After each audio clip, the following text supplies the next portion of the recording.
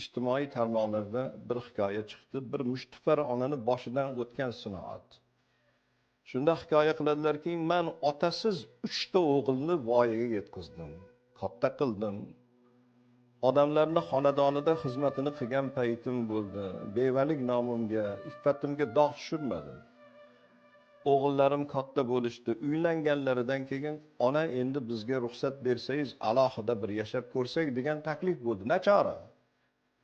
Duo qildim, oq fotiha berdim. Bolalarim xonadondan birin-ketin chiqib ketishdi. Oldin haftada bir keladigan bolalarim sekin-sekin oyoqlari tortilib, oyda bir marta zo'rg'a xabar olishadigan bo'ldi. Bir kuni Alloh dilimga bir narsani soldi. Shu farzandlarimiz sinamoq uchun katta o'g'ilni xonadoniga bordim. Katta o'g'limni xonadonda mehmon bo'lib, eshigini taqillatib borganimda kelin tilini uchida zo'rg'a kutib oldi. Keling ona deb qabul qildi. O'sha kuni mehmon bo'lib tunab qoldim. Ertalab bomdod namoziga turib, tahoratni olib, tahoratdan ortgan suvni o'rnimga sepib qo'ydim. Bu bir hiyla uchun. Namozni ado etgandan keyin ertalabki nonushtaga o'tirdik. Kelindan uzr so'radim. Kelin uzrimni qabul qilasiz, qarilik, betoblik.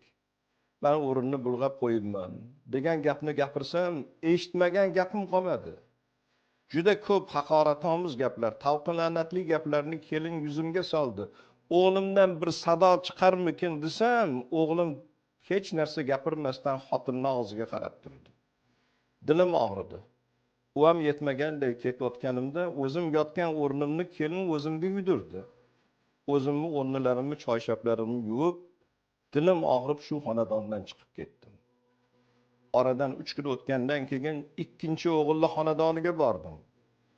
Ikkinchi o'g'ilni ham xonadonida xuddi shu sinoatni davom ettirdim. Tahoratdan ortgan suvni o'rnimga sepib qo'yib, kelindan uzr so'rasam, kelin qattiq gapirgani yo'q, lekin o'g'limni olib kirib, o'g'limga dashnom berdi. Onang undoq, onang bundoq degan gaplarni gapiryapti, qulog'imga kiryapti.